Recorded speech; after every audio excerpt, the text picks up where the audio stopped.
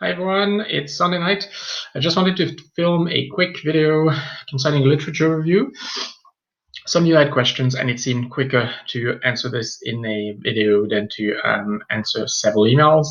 So objectives for this short video are going to be to explore the rationale behind the literature review as an exercise, ensure everyone's understanding of the literature review is aligned. So you at different stages of your masters, all come from different backgrounds. So I just want to check that we all have a common understanding. So I apologize if I repeat things that you know already, but it's best to make sure that everyone's working with the same sort of basics and discuss the expectations and the pitfalls. So why do we need literature review? The first reason is that from an epistemological point of view, we never see scientific findings as a finite product. It's never about a specific point where things end because something is conclusive. If you're interested in philosophy of science, we are, regardless of theoretical positions that you adopt, we pretty much accept that we are limited in our understanding of the world by our perceptions. Therefore, all we can do is strive to improve our processes to get closer and closer and closer to the world as it really is. But we all, philosophy of science also sort of accepts, even from a positivist point of view, accepts that we'll never get there, that we have to keep working at it because we are limited by our perceptions, and therefore we are still, not empirically, but even the way our brain is designed, our brain forms schemas, means that we may be projecting an understanding of the world rather than seeing the world as it really is. All this to say that we see the scientific process as never ending. And therefore, the point is to always take whatever findings or whatever discoveries have been done in the scientific process a little bit further. It's that little step that defines the scientific process. It's not stopping once we have an understanding of a phenomenon, but to keep working from what has been sort of examined and explored before, and to take that process a little bit further. So it's a collective endeavor that never ends. So it is very important that we do a literature review, because otherwise we would be pretending to be starting from somewhere and going the whole way by ourselves. That's not the case, because it's a collective endeavor. We are sort of picking up the torch for a little while, a very small step. And therefore, before we pick up the torch, we must actually assess where we are, so that we know where we are taking this collective endeavor through a little step into research.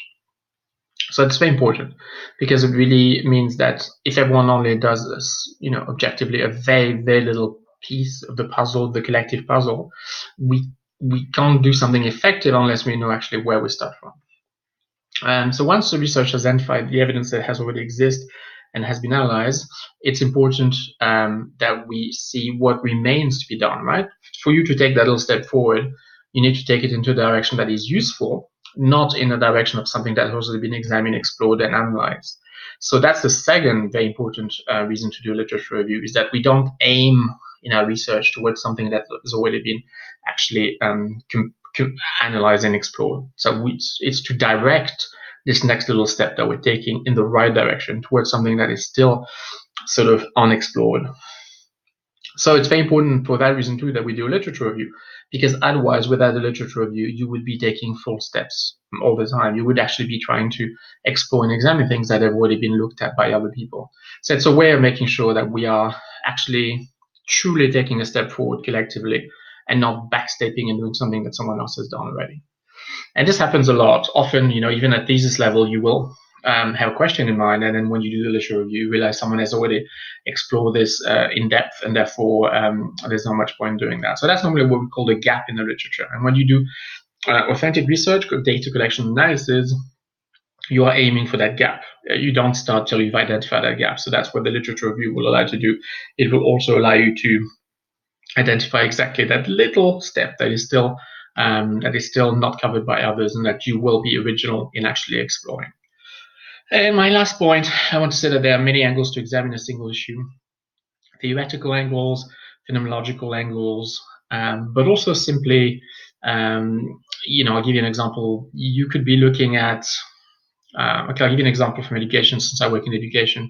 You could be looking, for example, at the parents' attitudes to the use of technology in the classroom.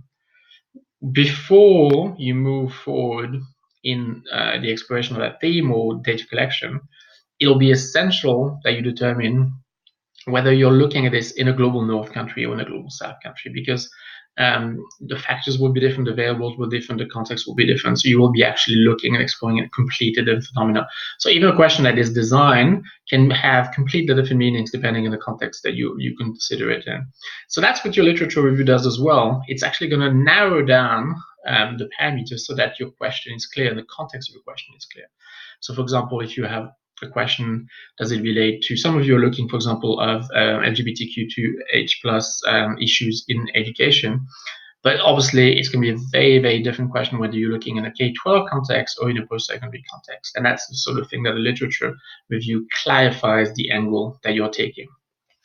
Okay, so those are the three reasons why we do that. Now, obviously, you are doing an exercise. You're not doing data collection in this course, so you're not doing sort of authentic research. You're researching other people's research.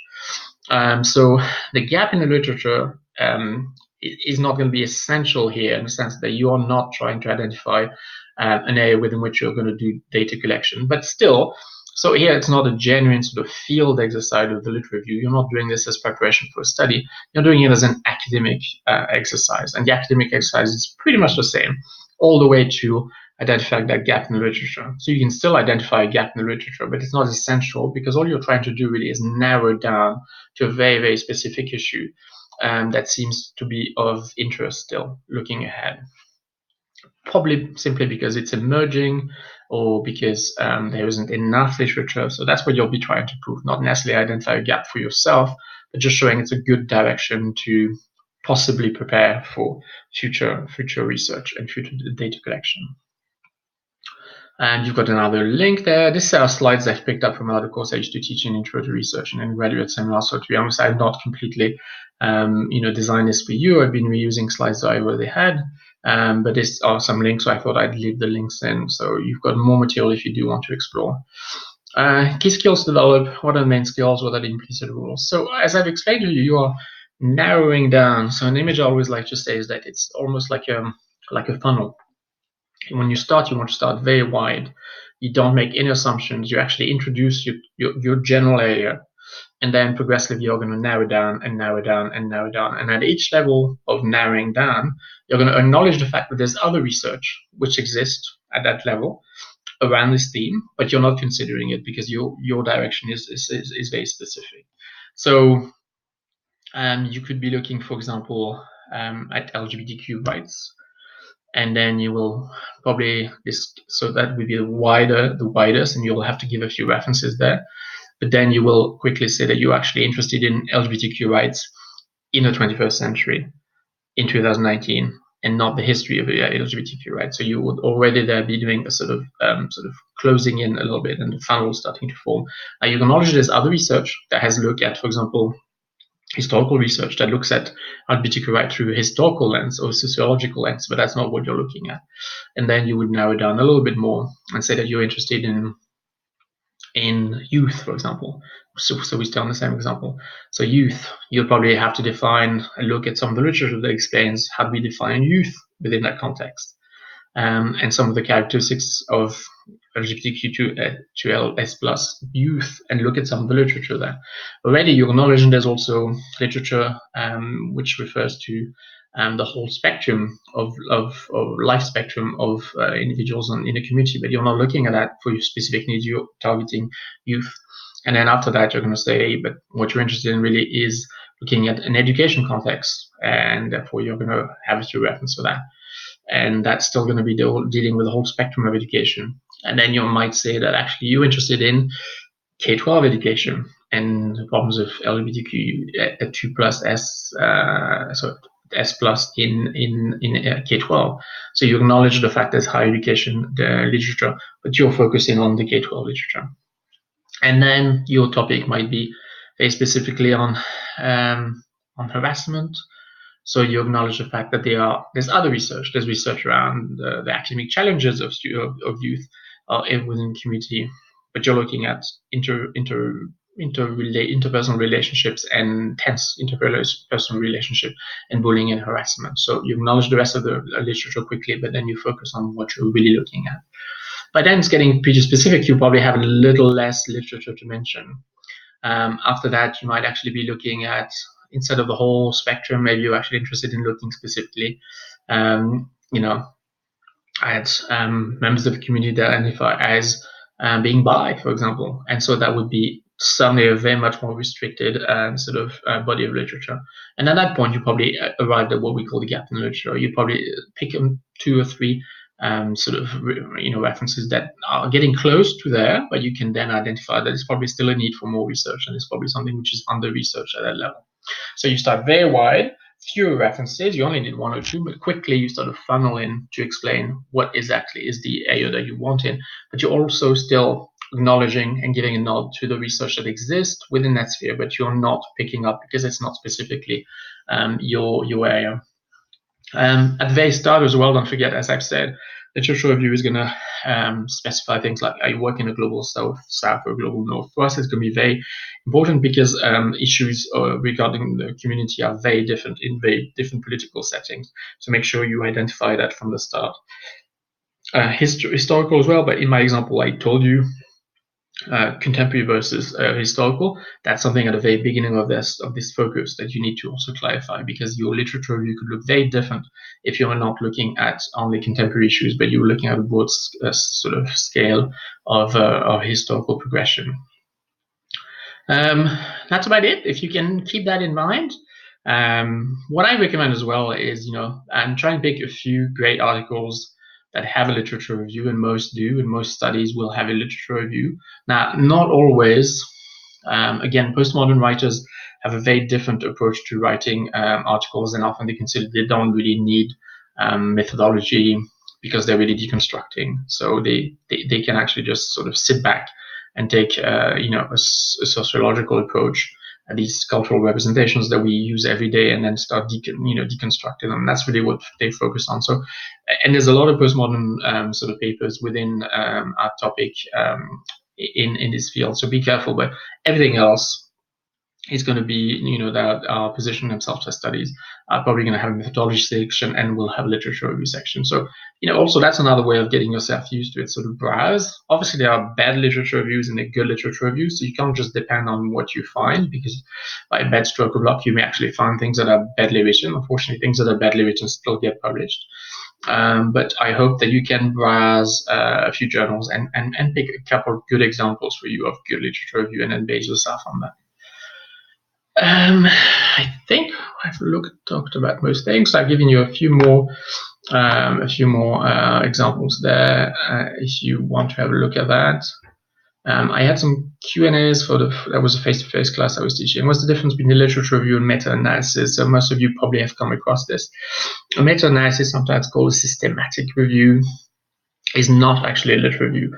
So it's actually a proper study, and it actually does data analysis. But what it does is it uses past findings as data. So it's an analysis of secondary data, if you want. So normally a meta-analysis or a systematic review will function by saying that they are looking at a specific question, a specific theme, that occurs in studies, and so they will determine the parameters of the search. So they will look at, for example, from 2009 to 2019, you're interested in looking at any studies that mentions transgender youth, right, in schools. So you would select carefully the keywords for your library searches. You would then have a methodology in this. The methodology, you would explain how you craft your searches for the library database, and probably in search engines as well. So you would actually explain this to the reader, and that's your methodology. You would explain how many studies sort of fit the criteria and you're working with. So it might be 560 or something. And then that's your data. And then you will be analyzing trends and patterns in that data. So it's very different than literature review. It looks like a literature review, but it's very different in the sense that really it has a beginning, an end. It has a themed number of articles within there, and that is actually your data. So you have a very different relationship to it, because you're actually analyzing, often through coding tools. You're analyzing the way certain themes or topics come up, the frequency, the way they're dealt with, sometimes the methodology that's applied to get to a result. But your literature review is wider, obviously. You're sort of looking at general, you're explaining the fact that you've read it and how you position all these different readings together, which is very different than the meta-analysis. To present in the present or the past, a lot of controversy over this. I would just say be consistent. It doesn't really matter to me, but be consistent. Don't keep switching. That's the only problem we see is when students start in the present, go to the past. So just decide which one you prefer and then stick to it. How long should it be? A lit review in the real world consists of it's a fairly important part of an article. Now, an article normally for submission is 5,000 words. I would say that the lit review cannot be more than 1,000 because then you're eating into your data, your methodology, your data analysis. So no more than 1,000 words in the real world. As an academic exercise, obviously, it can vary depending on who sets it as an academic exercise. Is there such a thing as too much info? And not really, don't be afraid. In the literature review section of a journal article, if you browse some, you will see that it's not, it can contain a lot of in-text citations, a lot of in-text references. The point is you are showing that you've explored the field fully. So more is better than less. But obviously you are also, showing that you don't just browse, but you've read these ratings and you've explored them intensively. So there's no point citing something if you haven't had time to really read it, really explore it. And another question is the first person present in the literature review? The first person is never present in the literature review. Now, in methodology now it's accepted, and if you're working ethnographically from a phenomenological point of view, the author often in qualitative data will position themselves and explain that they're present and sort of break this fiction. But in the literature review, you don't use the first person. It would be the section when no one uses the first person. But that doesn't mean you're not present. You are very much present, and that's what's a little strange, it's a little ironic. We don't use the first person, but we're definitely very present because your mind is present. You're not just putting a checklist of readings. You are actually showing their relations. You're showing the contradictions. You're showing, this author says that, but this author says that. You're creating and showing the logical link between this, and the reason why the logical link exists is because you have read and explored and are sort of creating a connection between all these readings. So you are present, but not grammatically. Another thing which I just thought about. Never mind, it will come back to me. What should be the cutoff date? 10 years. I think here they've given you, it's the faculty, the College of Interdisciplinary Studies, I think, asked for even less. I think it says 7. Generally, as a rule, it's 10. If you can, then stick to the directive that's been given by the college. You've got more in-depth readings there, and some more links as well there that might be useful. Someone was asking me, I think, in a question, do I, and that relates to my last comment, do I talk about things that are in contradiction to the main readings that I'm sort of leaning towards? So yes, as you sort of, again, funnel, and you sort of hone in, and you create this funnel movement towards a very, very specific issue, at every level when you're giving sort of the scope of the literature, you are trying to be balanced. The point of a literature review is that it's not just what you like, it's what's actually in the field. You're giving a sort of snapshot of what the field is. So if there's a debate, for example, how to define certain terms, you are going to have to present authors on both sides and actually explain that there's a tension or a dichotomy, or that there's different views on a specific term or concept or an approach. So you are supposed to be as objective as you can in your selection of literature, and you do show things as being opposed, which might be important in our field because sometimes they're contradictory sort of literature outside of necessarily the community that sometimes you have to account for in the literature review as well. So I hope this is helpful. I'll stop now because there's no point going for too long. It was supposed to be a short video. If there's anything else, you can still email me, obviously, but I thought there would be a lot of questions, so it probably make a lot more sense to discuss this generally for everyone to see, and then we can tackle the individual questions.